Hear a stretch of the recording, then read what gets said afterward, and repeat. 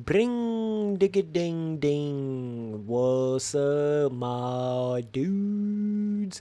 We got the 500 here. So, as you guys know, I was making a ton of videos about, you got to put these other bikes in there. It'd be so cool to have a 500 in there and an 85 in there and a 50 in there and all that stuff. And then the game comes out and they have a 500 in there and I don't even make a video on it. So, yeah, I'm pretty sure I still have yet to make an actual 500 riding on a 500 video in MX versus ATV All Out. So, yeah, I thought it was about damn time I came in here and did this here. So, yeah, that's what's going on. But so I wanted to talk about kind of how some of the balance, 500 versus 450 versus some of the other bikes in the game, kind of how they was able to pull that off on this game. So pretty much when you first get on the 500, it's going to feel like you're riding a rhino, quite literally. So it's going to feel super heavy, going to feel like you're kind of in a tank.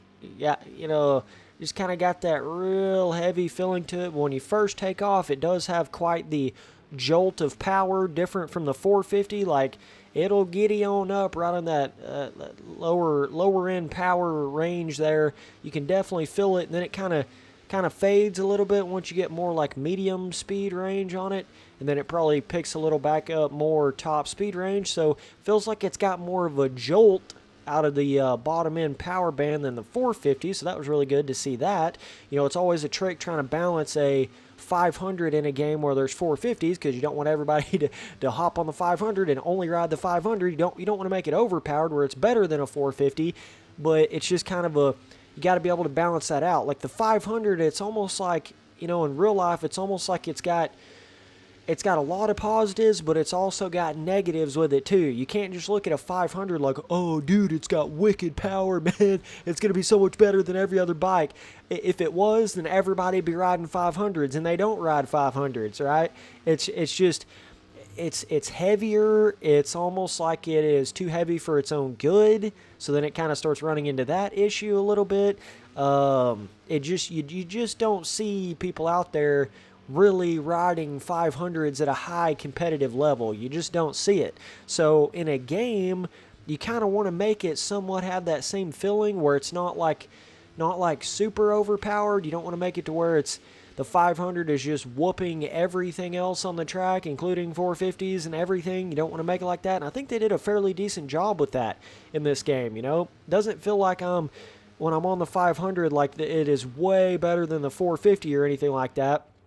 It definitely picks up some speed top end wise for sure, but it just doesn't give me the feeling like, oh my gosh, I just always want to ride a 500 or anything like that. So, but I love that little jolt of power that it gives you at the start of it. I love the fact that they were able to make it feel heavier than any of the other bikes in the game. That's the first thing you notice, is like it really does feel heavy in this game, man.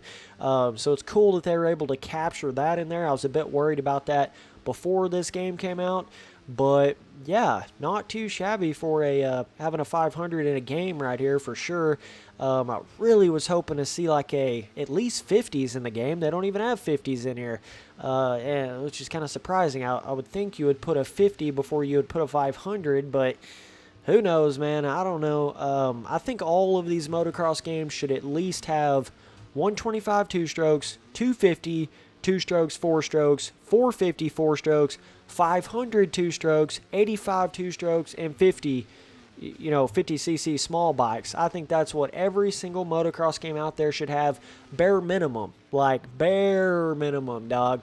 And then you can add upon that, if you want to put a 150 KTM in there, or a 350, or a damn, KX 100, or whatever it is that you want to put past that point there, like a 650, damn 429, damn 69, whatever kind of bike you want to put in past that, then you can.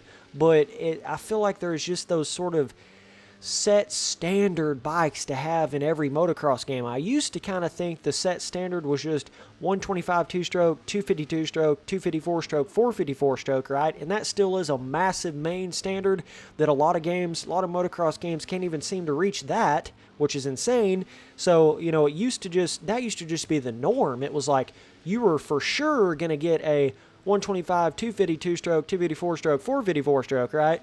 But then it started to get to the point where they weren't even putting that in there. They've just, over time, they have slowly but surely damn near stripped everything out of these motocross games. So I have to come out here and tell them, what the hell you doing?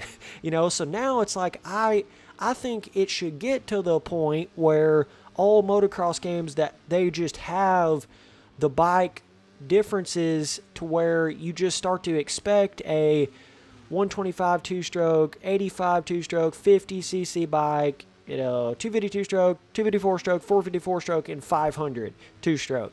That's what I feel like they should have, and then whatever past that is just extra. That's add-on material. But all the games need the 50, 85, 125, 250, 450, 500.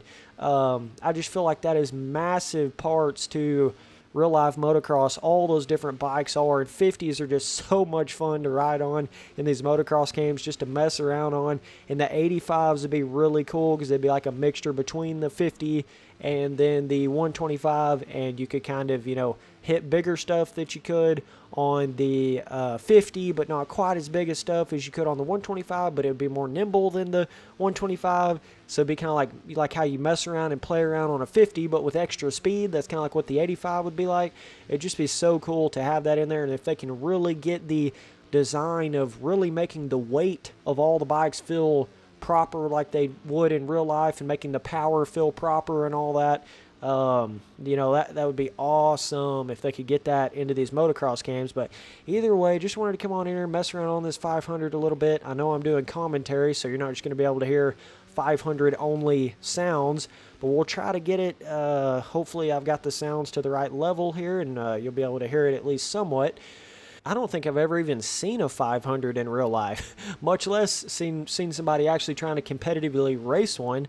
I might have seen one and not even realized it. I can't really remember, but it's just about a damn lost cause at this point, 500s, in real life riding. But I don't know. It's just something like, I don't know. I think that is a cool thing to have. I did see Pastrana. Didn't he try to run a 500? That damn Suzuki Zilla, whatever the hell he called that. That thing, that was 500 material, I'm pretty sure. So, yeah, it's just, I don't know. I mean, you got, I just feel like with these motocross games, it adds so much more longevity to the gameplay when you've got 50s, two strokes, fun stuff like that to ride on. I mean, you could make the argument that putting an 85 in there and a 500 is like kind of stretching it a little bit. I mean, yeah, you can make that argument, but my thing is just like those are pretty core bikes in real life, especially the 85 and the 500. Like it's a real bike. They used to race those quite a bit, so I just don't really see the purpose to not have that in there. And then the games that don't even have two strokes is like, what the hell are you doing? I'm instantly going to hate your game if you don't have two strokes in it. Do not do that. Don't ever go in there and make a motocross game without two strokes. That is as lame, and as the people that think that in their head, because they've already done that in real life riding. Basically, most of the motocross companies have went out and acted like two strokes are done, they're dead. We're not making any more of those. We're only making four strokes now. And so now it's like, now some of these motocross games are looking at it like, well, what's the point in putting two strokes? These companies aren't even making two strokes anymore. Why do we even put two strokes in the game? Motherfucker, don't stop trying to kill two strokes. You're never going to kill two strokes. They're going to be around forever. As long as you have gas and oil, there's going to be two strokes, dude.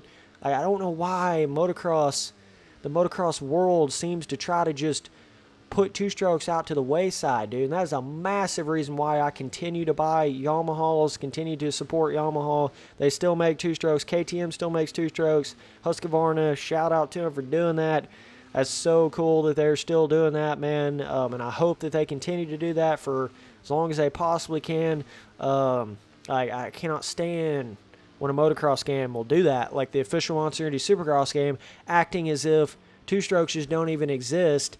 It just, oh my God, I can't explain to you how much that pisses me off when they do something like that. But yeah, man, so this 500 right here, it's one of those things, if you kind of get it going pretty quickly around some of these outside corners, you can definitely pick up quite a bit of top speed. I don't know if it has more top speed than the 450. Kind of starting to get the impression that it does. My brain is a little bit jacked up top speed wise in this game because of me doing the first gear only bug hack thing that they had in there where you go like 100 miles an hour in first gear. My brain doesn't really like register how fast I'm actually going in the game anymore because I'm so used to going that fast. So, yeah, but they did actually end up fixing that bug there. So, either way, just wanted to come on here and do a little 500, mess around on one of these little open cross tracks.